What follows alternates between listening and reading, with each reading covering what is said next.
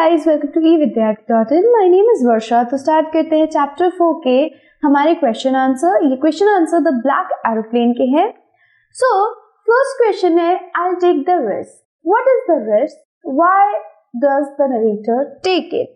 So हमारा जो narrator था स्टोरी का, जो कि पायलट था, वो क्या कहता है, एक सेंटेंस कहता है I will take the risk. ये रिस्क क्या था और क्यों नरेटर इस रिस्क को यानी इस जोखिम को उठा रहा था.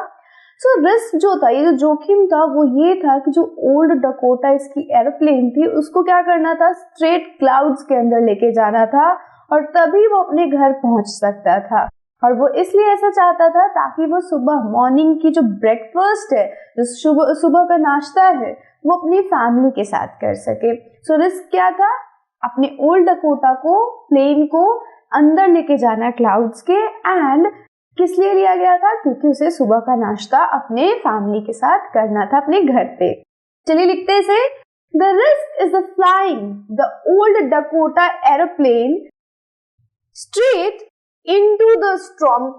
सीधा स्टॉर्म के अंदर लेके जाना था उसे, वो जो ब्लैक क्लाउड माउंटेन्स को दिख रहा था उसके अंदर. It was because the author wanted to get home to be present at the breakfast. और ये क्यों लिया उसने, क्यों ये जोखिम उठाया हमारे ऑथर ने, क्योंकि वो चाहता था कि जब ब्रेकफास्ट हो सुबह की, वहां पे वो प्रेजेंट हो अपने घर के अंदर. So this is your question number 1. Next चलते हैं क्वेश्चन 2 पे.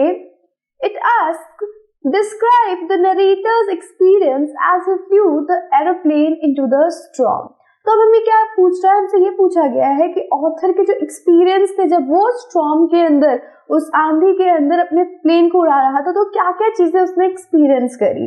तो आइए देखते हैं क्या क्या चीजें उसने एक्सपीरियंस करी इस आंसर के through. The narrator found that suddenly there was blackness around him inside the cloud. Narrator ने सबसे पहली चीज क्या देखी जब वो क्लाउड्स के अंदर गया, उस आंधी के अंदर गया, कि उसके चारों तरफ अब क्या हो गया था, अंधेरा हो गया था. He couldn't see nothing.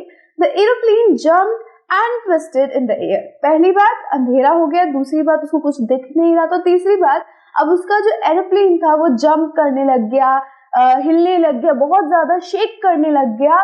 And जो इंस्ट्रूमेंट्स थे, the instrument like the compass could not work. ये जो इंस्ट्रूमेंट्स थे, उसके जो औजार थे, चाहे वो रेडियो, उसका कंपास, वो सारे के सारे बंद हो गए. The radio also did not work. He was lost in the storm. अब इस आंधी के अंदर, इतने बड़े विशाल आसमान के अंदर वो लॉस्ट हो गया था, गुम गया था. Then he saw another aeroplane. It had no lights on its wing. अब उसने क्या देखा, एक और हवाई जहाज, और उस हवाई जहाज के ऊपर क्या था, कोई भी लाइट नहीं थी, एक भी लाइट नहीं जल रही थी. नेक्स्ट और क्या देखा इसने ये देखा कि अब ये जो अतरंगी अजनबी एरोप्लेन है, हवाई जहाज है, वो इसे क्या कर रहा है, हेल्प करने की कोशिश कर रहा है. But it guided him ahead. उसको क्या किया, गाइड किया कि चलो मैं तुम्हें रास्ता बताता हूँ. Then it disappeared when the author was safe. अब जब ऑथर सेफ था, जब वो सुरक्षित था, तो ये जो हमारा स्ट्रेंज एरोप्लेन था, जो हवाई जहाज जो कि उसको रास्ता दिखा रहा था, वो गायब हो गया. The black clouds were behind him. As he was out of them, he was now safe. और अब क्या थे, जो क्लाउड्स थे, जो हमारे बादल थे काले, वो पीछे छूट गए और अब ये क्या था, सेफ था, सुरक्षित था. Question 3. Why does the narrator say I landed as with not sorry to walk away from old Dakota? तो हमारा नरेटर ऐसा क्यों कहता है कि मैं लैंड किया, मैं नीचे उतरा, और जब मैं ओल्ड डकोटा से दूर जा रहा था तो मुझे बिल्कुल भी सॉरी नहीं फील हो रहा था, मैं बिल्कुल भी दुखी नहीं था. तो इसका आंसर क्या लिखेंगे. The author was not sorry to walk away from the old Dakota. It was because it had saved his life. It, along with the mysterious aeroplane, had saved his life. तो ये ऐसा था कि जो इसका aeroplane था, उसने actual में क्या किया था, इसकी जान बचाई थी एंड इसने इसकी हेल्प भी बहुत करी. तो ये अभी सॉरी नहीं था, उसको कोई खेद नहीं था, दुख नहीं था. क्यों, क्योंकि वो अब सुरक्षित था और आराम से वो क्या कर सकता था, अपने घर जा सकता था, अपने घर जाके अपने बीवी बच्चों सभी से मिल सकता था. तो इसी वजह से वो क्या कह रहा है कि अब मैं लैंड कर चुका हूँ, मुझे किसी चीज का गिल्ट नहीं है, मुझे किसी चीज का दुख नहीं है. नेक्स्ट चलते हैं क्वेश्चन 4 पे। क्वेश्चन 4 कहता है what made the women in control centre look at the narrator strangely. जो कंट्रोल सेंटर के अंदर विमेन थी वो क्यों हमारे नरेटर को, जो हमारी कहानी कह रहा है, बता रहा है, उसको क्यों अजीब तरीके से देखने लग गई। तो देखो हुआ क्या था, ये बंदा सोचता है कि क्यों ना मैं, अब ओल्ड कोटा से उतर गया था, ये बोलता है अच्छा चलो एक काम करता हूँ, जो रात में एरोप्लेन मेरे को रास्ता दिखा रही थी मैं उसको थैंक यू बोल के आता हूँ, ठीक है। लेकिन जब ये जाता है कंट्रोल रूम में तो वो जो विमेन होती है वो एक्चुअल में क्या करती होती है, वो ये देखती है आसमान में कोई प्लेन उड़ रहा है या नहीं, और अगर उड़ रहा है तो उसकी हेल्प करती है।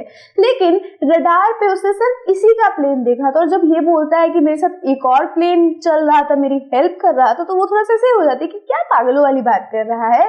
एंड दैट इज वाई वो हमारे नरेटर को बड़ी अजीब तरीके से देखती है कि ठीक है इसका दिमाग तो ठीक है ना, पायलट है and still he is talking like this, इस तरीके से की बातें क्यों कर रहा है, ठीक है। तो इसलिए वो ऐसे देखती है। चलो इसको आंसर के रूप में लिखते हैं।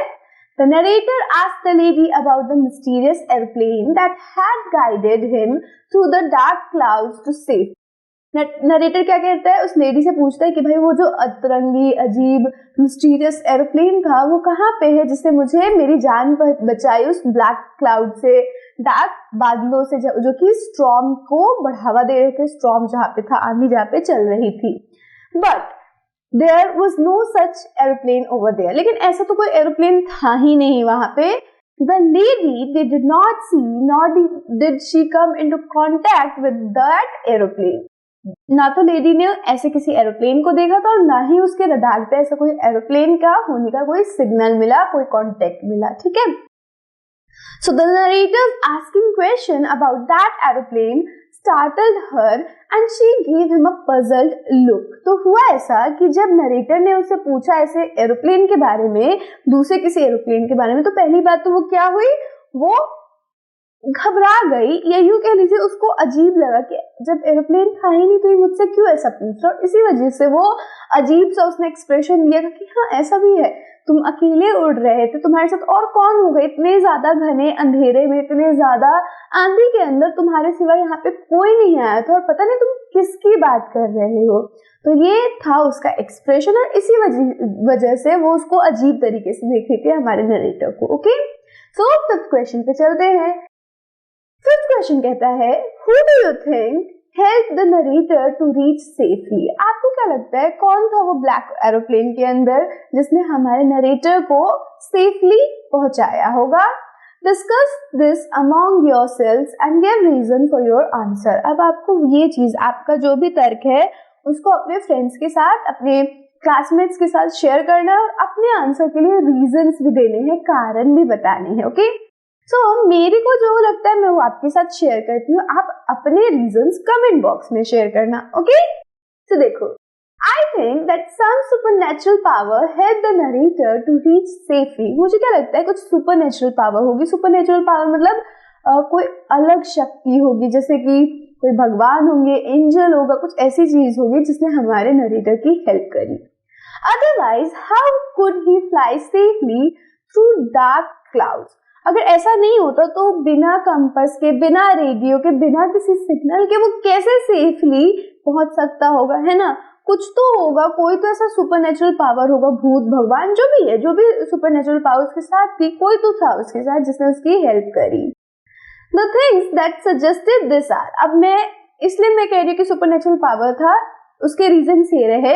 The appearance of mysterious plane, जो प्लेन अजीबोगरीब जो प्लेन था उसका अपीयरेंस अचानक से सामने आ गया, ना तो उस पर लाइट थी ना बल्ब थी, कुछ नहीं जल रहा था। एंड साथ ही साथ ये मिस्टीरियस एरोप्लेन को ये भी पता था कि हमारा जो नरेटर है, जो पायलट है, वो प्रॉब्लम में है और वो गुम गया। अरे ऐसे कैसे पता चल सकता है किसी को, है ना। तो दूसरी बात कि how it knew the narrator was in trouble. Third ये चीज थी कि how the pilot of the mysterious plane could guide him, किस तरीके से उसने गाइड किया होगा। सोचो, ना तो उसके ऊपर बल्ब्स थे, विंग्स पे ना तो कोई बल्ब था, वो बस ब्लैक कलर की थी और नरेटर को ही सिर्फ दिख रही थी, है ना। तो maybe it was some natural super power जिसने उसे गाइड किया, जो सिर्फ उसे ही दिख रहा होगा, है ना। Where it disappeared, और बाद में फिर वो दिखा भी नहीं, किसी को भी नहीं दिखा और साथ ही साथ हमारे नरेटर को भी नहीं दिखा। How the control tower had no such contact और भी बहुत सारी चीजें कि कैसे हमारे कंट्रोल टावर को ऐसा कोई भी एरोप्लेन नहीं दिखा जो कि हमारे नरेटर जिसके बारे में बता रहा था सिर्फ नरेटर का ही प्लेन रडार पे क्यों आया। अब अगर कोई और प्लेन होता और कोई सचमुच प्लेन होता तो रडार पे तो आता ना, साइंस की चीज है भाई। तो ये सारी कुछ चीजें हैं जो कि मेरे इस सुपरनेचुरल पावर थ्योरी को क्या कर रही है, सही साबित कर रही है। So this is our question number 5 और इसके साथ साथ हमारा ये चैप्टर 3 भी यहीं समाप्त होता है। So I will see you in the next video. Till then stay safe and keep learning with us. Bye bye.